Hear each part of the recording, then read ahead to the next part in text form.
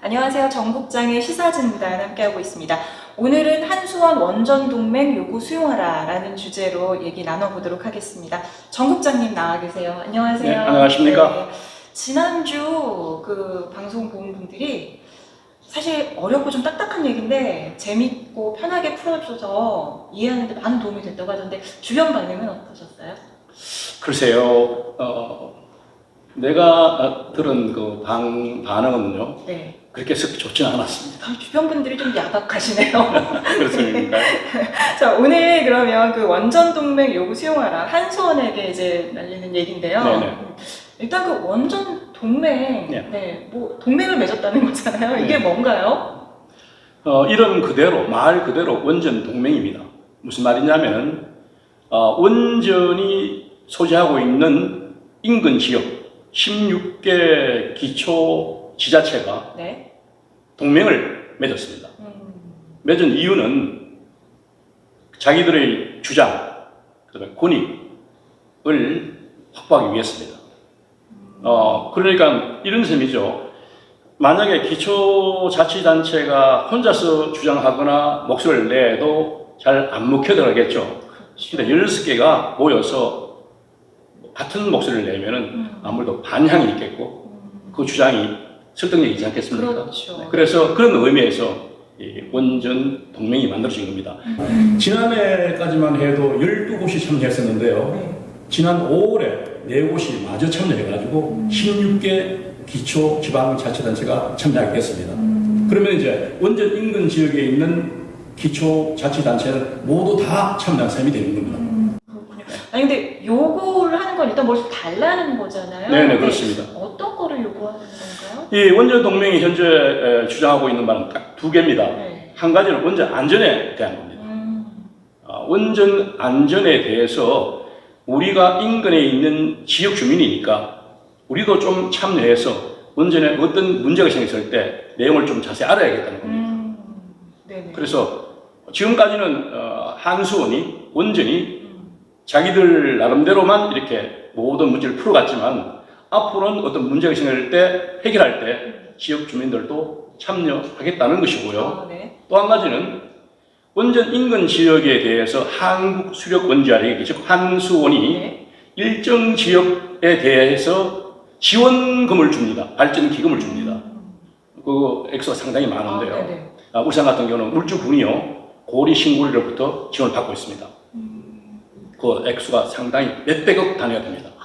네. 그래서 이 16개 기초자치단체들도 다음부터는 지금까지 못 받았는데 그 지원을 좀 받아야겠다 하는 겁니다. 그래서 두 가지입니다. 안전과 발전기금 확보입니다.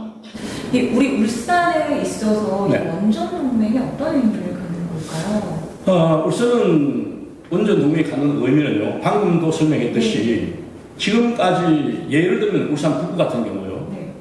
월성 원전과 한 7km나 8km 정도밖에 안 떨어져 있습니다. 정말 가까워요. 네, 가깝습니다. 네. 그래서 만약에 경북 월성 원전에서 어떤 불상사가 발생하면요, 당장 북구가 큰 피해를 입게 됩니다. 한 어떤 연구 보고서에 의하면요, 월성 원전에 문제가 생겼을 경우에 북구의 한 80% 정도가 피해가 될 것이다 라는 얘기가 나와 있습니다. 80%면 거의 다죠. 네. 그러면 그 안에 있는 어떤 사람이라든지 뭐 재산이라든지 물적 인적 피해가 막대하겠죠. 그렇죠. 네. 그래서 울산 같은 경우는 더더욱이나 이 원전 동맹이 필요한 겁니다. 그래서 굉장히 중요한 의미를 갖습니다.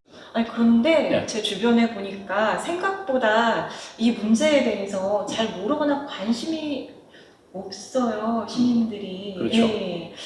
이 부분은 어떻게 생각하세요? 지금 그나마 이 원전에 대해서 말이죠. 우리 일반 시민이나 국민들이 관심을 갖게 된 건 지난 그 일본 후쿠시마 원전 사고 있지 않습니까? 네. 그 이후에 좀 더 관심도가 높아진 겁니다.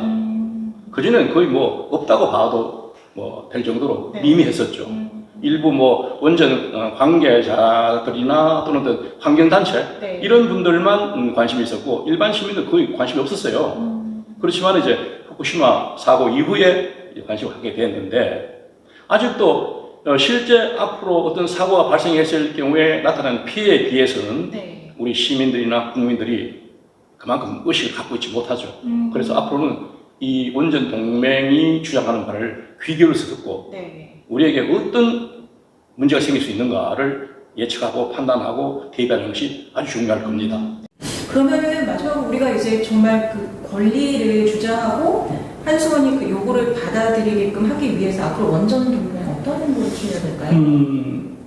크게 한 두 가지를 볼 수 있는데요. 한 가지는 이 16개 기초자치단체가 전국에 흩어져 있습니다. 이다 보니까 아마 어쩌면 자칫 잘못하면 말이죠. 네. 각자의 목소리가 다르게 나올 수 있습니다. 그럴 수 있을 것 같아요. 뭐 예를 들면 전남 지방에 있는 어떤 단체 같은 경우는 A를 요구하는데 경북에 있는 단체는 B를 요구한다든지 서로 어긋날 수 있겠죠. 그러네요. 네. 그러면 같은 목소리가 되지 않지 않습니까? 그렇죠. 그래서 앞으로 16개 원전 동맹이 반드시 같은 목소리를 내야겠고요. 또 한 개는 이 기초자치단체들의 요구나 주장은요, 한수원이나 그 관리 감독 기관인 정부의 산업부에는 네. 별로 먹혀도 하지 않습니다. 현재까지는.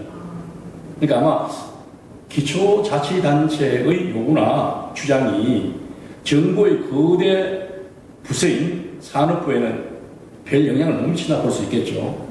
그래서 지금부터 필요한 것은 원전 동맹이 주장하는 바를 국회에서 입법화해야 됩니다. 네. 16개 단체니까는 지자체니까요. 국회의원이 16명 아니겠습니까? 네. 이 국회의원 16명이 원전 동맹이 요구하는 바를 법으로 제정할 수 있습니다. 얼마든지 발의해서 입법할 수 있죠. 그래서 원전 동맹이 요구하는 것을 반드시 법으로 제정해야 됩니다. 그래야만이 실효가 나타나지. 네. 지금같이 그냥 모여서 무엇을 요구하고 주장하는 것은 실제적인 효과를 나타낼 수가 없습니다. 그래서 앞으로 이 문제는 반드시 국회에서 입법 과정을 거쳐서 명문화하는 것이 필요합니다.